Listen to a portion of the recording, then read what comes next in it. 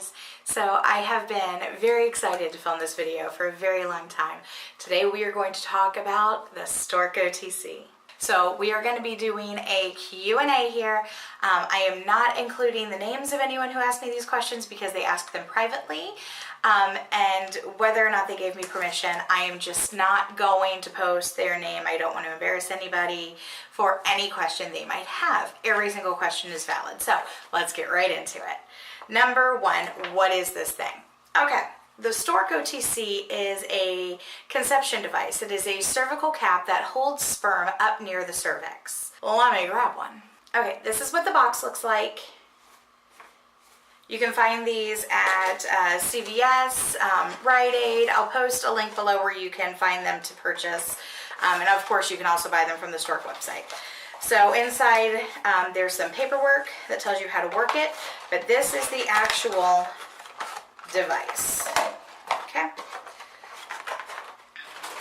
I know, it looks a little bizarre and overwhelming, but let me tell you, this thing is awesome. Okay, so it comes with the applicator and it comes with a conceptacle. In the conceptacle,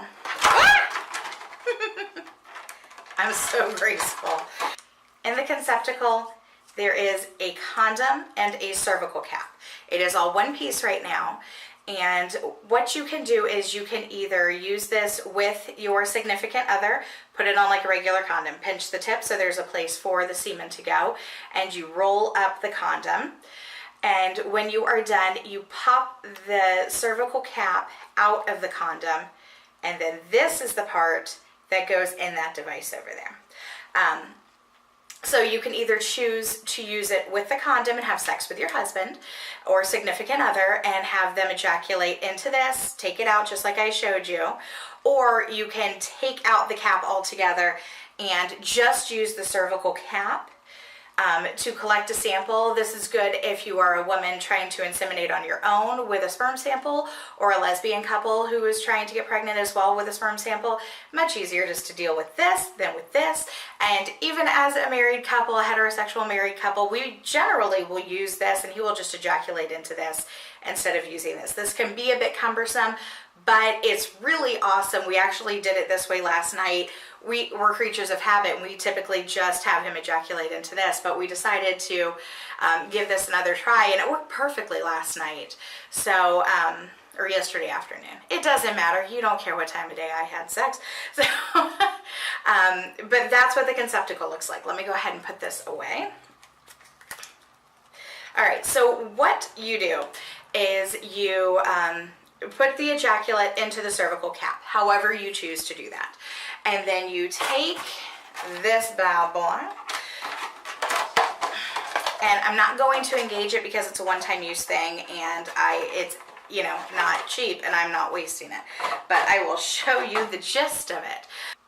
So you would take this out, you would place the cervical cap against the curves of these petals here, and then you squeeze shut the purple things, okay? I'm not going to squeeze it all the way now to engage it.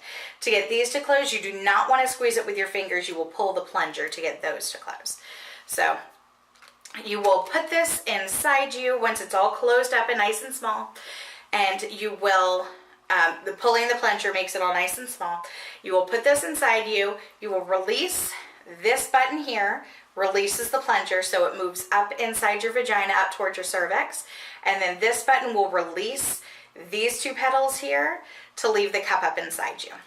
What are the purpley things for? The purpley thing is this. So this is what it looks like after the fact. You put this in here, and when it's in there, when you snap it closed, it makes this, which is how you remove it later. So it's nice because if you can leave this in for a long time, and if you pee or something like that and you feel it start to slide down, you just grab the stem of this and you can just push it back up to make sure that it stays in place. I have only had that issue a couple times when I used too much sperm-friendly lube ahead of time, but if you need to maneuver it, you have this great base to be able to do so, and then when you're ready to remove it, this sticks out of your vagina like a tampon, and you just pull it and the whole thing just pulls right down. So it's very simple. But yeah, that's what it is. It is a device that gets sperm up to your cervix and keeps it there for an extended amount of time. Long story short. Okay, question number 2. Is it difficult to remove? No, I know I just touched on that, but let me go a little further in depth with it. You would think because the rim is a bit firm that it would be difficult to remove. And if you have used, here we go, if you have used a menstrual cup, like this is the same diameter as a menstrual cup. So it is not huge. If you need a comparison, if you've ever used a menstrual cup, it's the same size as a menstrual cup. Getting a menstrual cup out can be terribly difficult because it's up in there. You have to put it in this weird configuration to get it to stay up there. And you have to kind of grip at it and try to pull it out without soaking yourself, which, you know, is neither here nor there. I don't have an issue with that, but some people do, and that's your prerogative. But with this bad boy, it has the strings that stick out of your vagina just like a tampon. It is kind of spring-loaded, so when you pull on it, if you use the bathroom or something and you wipe, you are not going to pull it out of you because it does have a little bit of give here. But when you are ready to remove it, you just start pulling it down, and once this part comes out of your vagina, you can grab onto this to have a little bit more control and just pop it right out. All right, question number 3. How long can I keep the cervical cap in? I'm going to put the wording right here for the answer from the company. They say to leave it in no more than 6 hours. And I'm going to stand by that. No more than 6 hours is how long you should leave it in. From my personal experience, and I'm not telling you to do this, I'm just telling you from what has happened to me, we will use it at night, and I will sleep all night with it in, and trust me, I sleep more than 6 hours. And I have never had an issue getting it out. I have never had an issue with an infection or anything along those lines. I understand for legal reasons they need to say 6 hours. I have used the Stork OTC at night and slept with it on 5 different occasions. So it never gave me an issue. I removed it the next morning. It was not difficult to remove. And I had no adverse side effects from sleeping with it in for a full night. So take from that what you will. Number 4, is there any evidence that this keeps more sperm at the cervix than just having sex? Okay, again, I'm going to put this answer right here, but I'm going to read it to you as well. A postcoital study, peer-reviewed and published in Surgical Technology International 27, demonstrated on average a 3.23 higher value of sperm concentration at the cervix with the Stork OTC compared to the value of sperm concentration with natural intercourse for 85% of study participants. So it is holding a 3.23 higher rate of sperm, live sperm at the cervix than just intercourse. So here's my thing, gravity is gravity, you know what I mean? And if you can keep it up there longer, keep it up there longer. And this shows that for 85% of participants, it did do that. It kept a higher concentration up near the cervix. That way the sperm had a higher chance of getting through the cervix, through the uterus, and up into the fallopian tubes where it could fertilize an egg. And that's what you want. Okay, number 5, when do I use it? Any time of day. If the when was, because they didn't expand upon that. So if you're wondering what time of day you can use it any time of day because it will hold it near the cervix for as long as you want it there. So you can do your thing and then you can get up and go to work or go to school or whatever it is that you do. And it will still allow the sperm to stay up there instead of gravity letting it come back down. When to use it in your cycle, you're going to want to use it prior to ovulation. I typically use 2 a cycle. Some people use 3, some people use 1. It's up to you how you want to use it. But you're going to want, if you're only doing 1, you're going to want to do it on the day that you get a positive OPK. So you want to be doing OPKs along with this so you get a real true read for what is going on in your body. I have PCOS, so OPKs don't always work for me, so I use a variety of ovulation detection methods. If you're interested in ovulation detection, I'm going to leave a link up. I'm going to leave a card right there. I have a whole series on how to detect your ovulation multiple different ways. So go ahead and take a look at that and come back here. But what you want to do is know when you're about to ovulate. If you do not have PCOS and you get a positive OPK, that means that you are going to ovulate within the next 24 to 36 hours. So you are going to want to have as much sperm up there as you can for as long as possible. So some people will have sex the day they get their positive, the next day, and the day after that. So they'll do 3 solid days of it. What I do is when my OPKs, I do have PCOS, but most of the time I will get a positive OPK, at least here lately, which is really fun for me. But I also pay attention to things like my temperature, my cervical mucus, saliva microscope. I use a fertility monitor. So all of those things, I wait until it's getting very near to ovulating, but not at that peak day. So I will use my first one when my OPKs are starting to get darker. My OPKs will always have a little bit of a line, but when all of a sudden they go from a barely there line to like, oh, there's definitely a line there, I will use my first Stork. And then when it is positive, which is normally a day or 2 later, I will use my second Stork. So that way sperm can live in the body 3 to 5 days. So if you have a good supply of sperm up in the fallopian tubes waiting for that egg to release, you are more likely to get pregnant. So that's why I do it the way I do it. Okay, number 6. I can't work this condom. Can I use it without that thing? Okay, I did another video on how to work the condom. The condom can be quite cumbersome because it is silicone and most of us are used to latex. And when you receive latex condoms, they are typically pre-lubed. So they unroll very easily. The condom for this does not roll very easily. Let me grab it back out. So clearly for this one, we're just gonna use the cap alone because I'm gonna pull the condom off of it.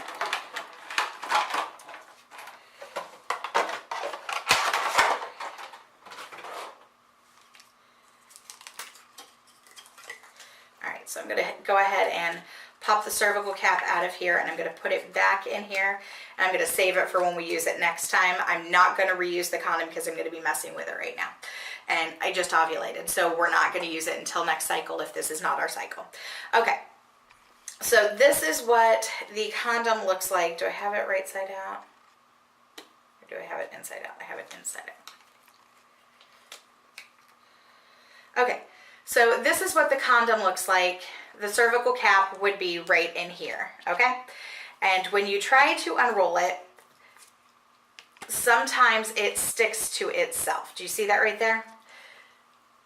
And in the heat of the moment, when you're trying to put this, and it doesn't stretch very well, when it is rolled down, it is very firm to try to stretch. If your significant other is any sort of endowed girth-wise, it will be difficult to put this on when it is quite that stiff. So what I have found is if you take, where is it? If you take a little bit of sperm-friendly lube, this is pre-seed. I also use the Astroglide TTC, but those come in single-use packets. So for this, I'm going to use the pre-seed. If you just take the lube and use it to unroll it, it really makes it much easier. Now what I have found, yes, putting it on the penis, doing this, it works fine, but I have found that it is much easier if you unroll it first ahead of time and then you roll it back down, because that way you're able to give it a little bit of a stretch, you know what I'm saying? So then you roll it back down loosely. It doesn't have to be quite as tight, just enough that you can get back to the beginning and it's easier for him to put it on. So you get it back down to where the cervical cap is, then he can put it on, and then you can very easily roll it back up the penis. So that is how I work the condom. I have a more in-depth video that I will post for you if I haven't already. It's not gonna let me do it twice, so it'll be somewhere up in that area if you just click on the little thing. But we like to, vast majority of the time, we like to just use the cervical cap. I will have him just ejaculate into the cervical cap, and then I will do the rest of it on my own. Yes, it may seem a little more clinical that way, but it is considerably less messy that way. You get a better sample in the cup that way, because I feel that with the condom, you lose some in the transfer. And of course, you only need one sperm to get up there, but I personally like to have as much as possible. So we find that it is much easier for him to ejaculate into the cervical cap. I will also put a little bit of sperm-friendly lube into the base of the cervical cap, because when this clamps around, it does, for the most part, push up, but I'm always afraid that it's going to be trapping some good swimmers in this bottom part where it can't get free. So I put a little bit of sperm-friendly lube in there, then he ejaculates into it. It serves a double purpose. It kind of fills the reservoir with the lube, but it also feeds the sperm and gets them ready for their long journey all the way up to the fallopian tubes. That is a personal preference. That is not a company line that they want you to know, but that is what I prefer to do. Okay. Can I use the bathroom with the cap in? Does it hurt? You don't notice it. It's like a menstrual cup. If it is in the right place, you don't know that it's there. Same with tampons. If it's in the right place, you don't know it's there. It is very nice and squishy, so it is not terribly, terribly firm that it is not going to give way with your body. It'll go in there and your vaginal muscles will hold it in place.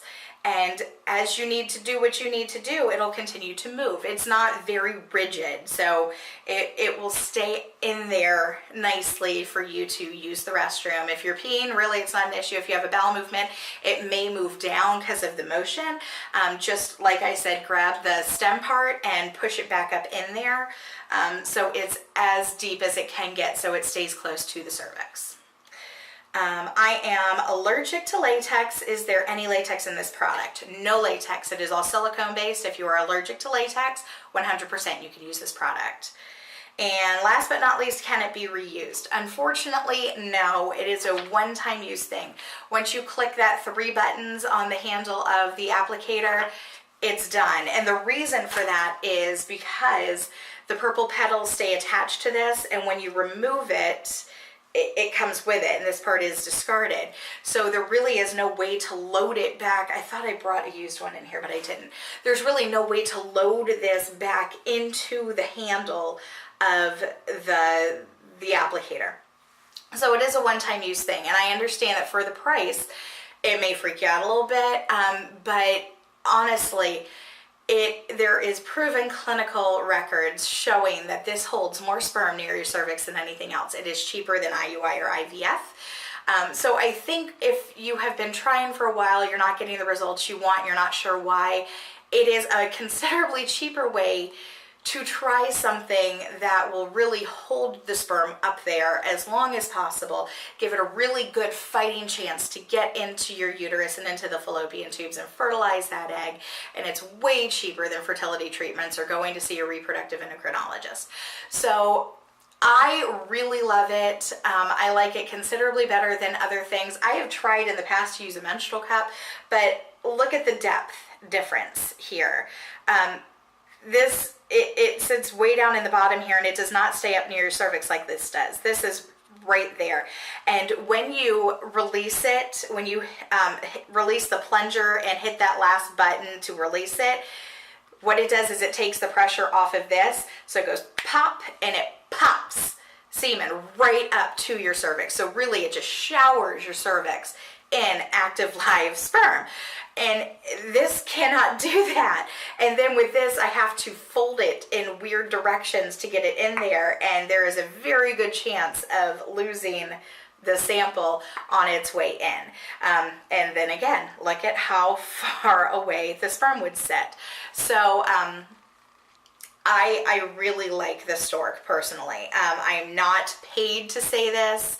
I am a Stork OTC ambassador, but I am not paid by Stork to say anything positive about their product. I just really happen to like the product, so I am given this platform to be able to speak about it and answer any questions you might have. So I hope I answered your questions. If you have any more questions, leave them below. I am happy to answer anything you have. My email is below, as is my Facebook. You can message me on there if you have any personal questions that you don't want to leave in a comment section. Although if you have a question, somebody else probably does too. So I'm sure other people would appreciate your braveness in leaving the comment in the comment section below if you do have a question that you would like to be answered. So I hope you guys enjoyed this. If you did, please give it a thumbs up. If you have not subscribed, hit that subscribe button down below, and I will catch you guys next time. Bye.